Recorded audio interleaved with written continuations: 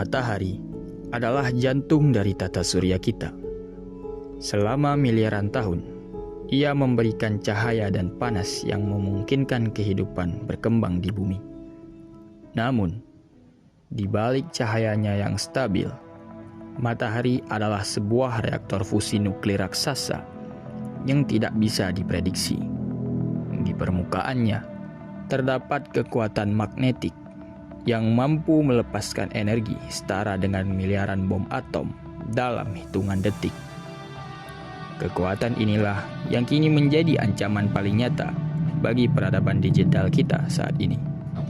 Fenomena ini dikenal sebagai coronal mass ejection atau CME. Ini terjadi ketika garis-garis medan magnet di atmosfer matahari menjadi sangat tegang hingga akhirnya putus dan menyatu kembali. Ia melepaskan awan besar berisi plasma panas dan partikel bermuatan listrik keluar angkasa. Partikel-partikel ini tidak bergerak dengan kecepatan cahaya, namun mereka melesat dengan kecepatan jutaan kilometer per jam dan langsung menuju ke orbit bumi. Ini bukan sekedar teori.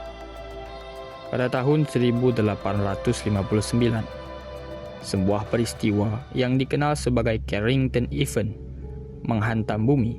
Saat itu, infrastruktur teknologi manusia masih sangat sederhana, yaitu hanya berupa jaringan telegraf. Namun, apa dampaknya? Jaringan telegraf di seluruh dunia meledak, operator tersengat listrik, dan kertas pesan terbakar secara spontan. Aurora yang biasanya hanya terlihat di kutub, muncul hingga ke wilayah tropis seperti Kuba dan Hawaii. Jika peristiwa dengan skala yang sama terjadi hari ini, hasilnya akan jauh lebih besar dari yang sebelumnya terjadi. Masalahnya, dunia kita saat ini bergantung sepenuhnya pada jaringan elektronik. Ketika partikel bermuatan dari matahari menghantam medan magnet bumi, mereka menciptakan arus induksi listrik di atmosfer. Arus ini akan masuk ke dalam transformator daya di permukaan bumi dan akhirnya menyebabkan panas berlebih hingga kegagalan total pada sistem kelistrikan dunia. Bukan hanya itu, satelit GPS yang menjadi navigasi kita melalui handphone, pesawat, kapal, dan transaksi keuangan global akan mengalami kerusakan sirkuit permanen. Komunikasi radio jarak jauh akan terputus dan internet bawah laut yang menghubungkan benua bisa mengalami malfungsi akibat gangguan pada penguat sinyal kabelnya. Penelitian dari berbagai lembaga antariksa menunjukkan bahwa peluang terjadinya badai matahari skala besar adalah sekitar 12% dalam setiap dekade.